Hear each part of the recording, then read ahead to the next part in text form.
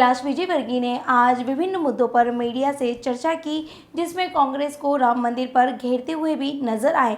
वहीं उन पर 1 नंबर विधानसभा के कांग्रेस उम्मीदवार द्वारा लगाई गई उनके नामांकन को निलंबित करने की शिकायत पर भी जवाब दिया है। हमेशा चर्चा में रहने वाले कैलाश विजयवर्गीय कांग्रेस को राम मंदिर के मुद्दे को लेकर घेरते हुए दिखाई दिए। उन्होंने मीडिया से बात करते हुए कहा कि राम सबके एक है। उन्होंने विभीषण को भी गले लगाया और कांग्रेस को भी गले लगा सकते हैं, पर कांग्रेस श्री राम के लायक नहीं है। वहीं उन्होंने कहा कि कांग्रेस को 22 जनवरी को श्री राम मंदिर के प्राण प्रतिष्ठा के मौके पर माफी मांगने जाना चाहिए। वहीं कांग्रेस पर जुबानी हमला करते हुए बोले कि कांग्रेस वोट की राजनीति कर रही है, हम विकास की राजनीति करते हैं। इंदौर के वचन पत्र को लेकर कहा कि मेरा सपना है कि इंदौर एजुकेशन में नंबर 1 बने। इंदौर जैसा सस्ता शहर देश में कहीं नहीं है। प्रदेश में हो रही नेताओं के रूठने वाली बात पर कहा कि सभी बागियों से बात जारी है, सबको मना लिया जाएगा। वहीं विजयवर्गीय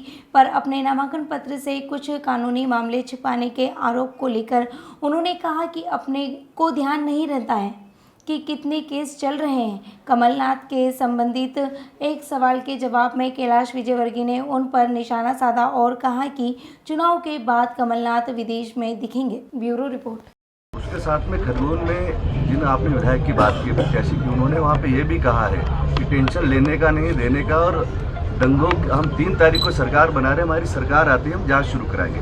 पर वही पार्टी कांग्रेस हमेशा से आरोप लगाती आई है बीजेपी पे कि बीजेपी हिंदू मुस्लिम की राजनीति करती है। ऐसा नहीं लगता कि चुनाव का समय जब आता है तो धर्म की राजनीति कांग्रेस ज़्यादा करती हुई नजर आती है बीजेपी के मुकाबले? हमारे पास एजेंडा हमारा क्लियर है, डेवलपमेंट और डेवलपमेंट।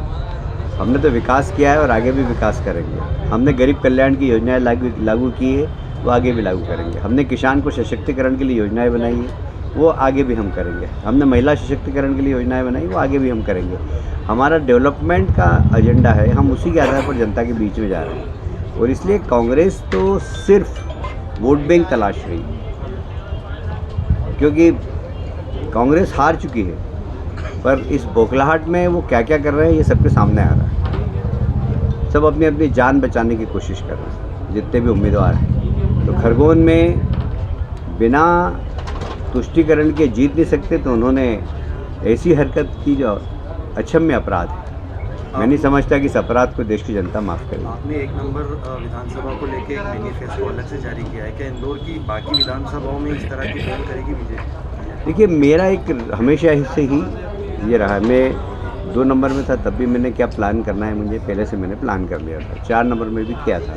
ये मेरी इंडिविजुअल कैपेसिटी में मैं करता हूँ, और इंडिविजुअल कैपेसिटी से पैसे भी ला के काम कराता हूँ। अब ये सब अपना अपना। वैसे अब मैं एक बात और बोलना चाहता हूँ, आपने प्रश्न पूछ ही लिया है। अभी तक 10 साल से मैं सिस्टम का हिस्सा नहीं था, गवर्नमेंट के सिस्टम का। मैं संगठन का हिस्सा तो था, पर सिस्टम का हिस्सा नहीं था, इसलिए मैं साधारणतः बोलता नहीं था। अब मैं सिस्टम का हिस्सा हो गया। तो इंदौर के बारे में भी हम लोग बैठ के प्लान बनाएंगे। इंदौर की जो संभावना है उसके बारे में प्लान बनाएंगे। इंदौर में बहुत पोटेंशियल है, जैसे एजुकेशन के मामले में बहुत पोटेंशियल, और मेरा सपना है कि इंदौर एजुकेशन में नंबर 1 हो। जब मैं नरसिंह मोहन जी लाया था, जब मैं सिम्बायोसिस लाया था, तो प्लान यही था कि बाकी कॉलेज भी इनके साथ एसोसिएट होकर एक क्वालिटी एजुकेशन के लिए प्लान बनाए। पर उसके बाद फिर मैं संगठन के काम में चला गया, तो इसलिए ज़्यादा रुचि नहीं ले पाया। पर अब मैं रुचि लूँगा। जितने भी कॉलेज है, प्राइवेट कॉलेज और गवर्नमेंट कॉलेज, इनकी फैकल्टी का अपग्रेडेशन कैसे हो। जैसे मैं आपको उदाहरण बताता हूँ, आपने विषय निकाला तो मैं आज का विषय भी था प्रेस कॉन्फ्रेंस का। उनमें सिम्बायोसिस वालों से बात करूँगा कि उनके पास अच्छी फैकल्टी है, तो क्या वो किसी कॉलेज में 2 पीरियड के लिए अपनी फैकल्टी को दे सकते हैं।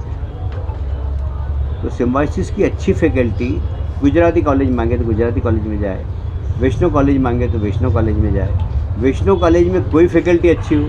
कई बार ऐसा होता है कि जैसे मेरे यहाँ एक ज़माने में सोलंकी साहब बॉटनी बहुत अच्छी पढ़ाते थे, तो मतलब इंदौर में सर्वश्रेष्ठ बॉटनी वो पढ़ाते थे। अब वो सोलंकी साहब को यदि कोई दूसरा कॉलेज बुलाए तो निश्चित रूप से वहाँ के बच्चों का भी अपग्रेडेशन होगा, गुजराती कॉलेज से लिमिटेड नहीं रहेंगे। तो हमें सिंक्रोनाइज़ करना पड़ेगा एजुकेशन को तो फिर क्या होगा, जब एक दूसरे के सहयोग से एजुकेशन करेंगे तो हमारे यहाँ क्वालिटी एजुकेशन होगा। तो देश में कोई भी बच्चे को पढ़ाना होगा तो कहेगा कि यार हमारे बच्चे को अभी क्या किसी बच्चे कहाँ भेजेंगे, पूना भेज रहे हैं हम बेंगलोर भेज रहे हैं, इंदौर क्यों नहीं भेज रहे हैं। आने वाले समय में हम ऐसा सिंक्रोनाइज करेंगे एजुकेशन को कि लोग इंदौर भेजें, जिससे कि क्वालिटी उसके पहले हमें क्वालिटी एजुकेशन के लिए प्लान करना पड़ेगा। ऐसे ही एक मेडिकल टूरिज़्म, ये बहुत बड़ा इशू है।